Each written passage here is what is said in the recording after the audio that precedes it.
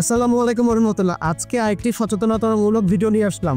আজকের বিষয় হচ্ছে যে আমরা বিশেষ বিশেষ রোগের সময় কিছু ধরনের স্টেরয়েড ওষুধ খাই। এই স্টেরয়েড ওষুধগুলি কি পরিমাণ ক্ষতিকর হয়ে যেতে পারে সেটা একটা উদাহরণ দেওয়ার জন্য আসছি। আমাদের আজকে রোগী, ওনার নাম হচ্ছে সাদাত হোসেন। ওনার 38 বছর বয়স। উনি আমাদের কাছে এসেছেন। উনি আমাদের জন্য দেখাতে চাই ওনার যে সমস্যা হচ্ছে, ওনার কোমরের 2 হিপটা নষ্ট হয়ে গেছে। একটা স্টেজ 2 তে আছে, একটা স্টেজ 3 তে আছে। অলমোস্ট কিছুদিন পরে হয়তো বাড়িটা পাল্টাতে হবে। আমরা এই চিকিৎসা শুরু করেছি, কিন্তু কেন হলো? ওনার কাছ থেকে শুনে যে আমরা বুঝলাম উনি 4 বছর আগে, করোনাকালীন সময় 4 বছর আগে তো ওনার স্কিন প্রবলেম হয়েছিল। উনি সেটার জন্য ডাক্তার সাহেবের কাছে গিয়েছিলেন। ডাক্তার সাহেব বিভিন্ন ওষুধের সাথে স্টেরয়েড দিয়েছিলেন স্বল্প সময়ের জন্য বা কিছুদিন ইউজ করার জন্য। উনি ওটা খেয়ে আসলে পরে আর ডাক্তার সাহেবের ফলো আপে যান নাই। উনি এটা কন্টিনিউ করেছেন লাস্ট 4 বছরের জন্য। এত 4 বছর ধরে উনি প্রায় ওষুধ খেতেন এবং ভালো হয়ে যেত। উনি আর ডাক্তার সাহেবকে যেতেন না। এর ফলশ্রুতিতে আজকে ওনার বাড়ি দুটাই নষ্ট হয়ে গেছে। আমার বড় উদ্দেশ্য হলো, আমরা অনেক সময় দেখা যায় যে অনেক ওষুধ ডাক্তারের বিভিন্ন সময় দিয়ে যায়, আমরা এটা ফলো আপে যাই না। আমরা আমাদের মতো বন্ধ করি অথবা চালাতে থাকি, যেটা মারাত্মক ক্ষতিকর। এই মারাত্মক ক্ষতিকরের ফল হচ্ছে সাদা সাহেবের যে ভিপটা নষ্ট হয়ে গেল, এটার কারণেই। এই জন্য স্টেরয়েড ধর্মের ওষুধ হচ্ছে একটা জীবন রক্ষাকারী এবং লাস্ট মুহূর্তে দেওয়া হয় এবং এটা অল্প সময়ের জন্য দেওয়া হয়। এটা অনেক সময় দেখা যায় খুব ভালো বোধ করা যায় ওষুধটা খাওয়ার পরপরই, এবং গ্রামে গঞ্জে প্রচুর পরিমাণে ইউজ করা হয়। আমরা এই রোগীগুলো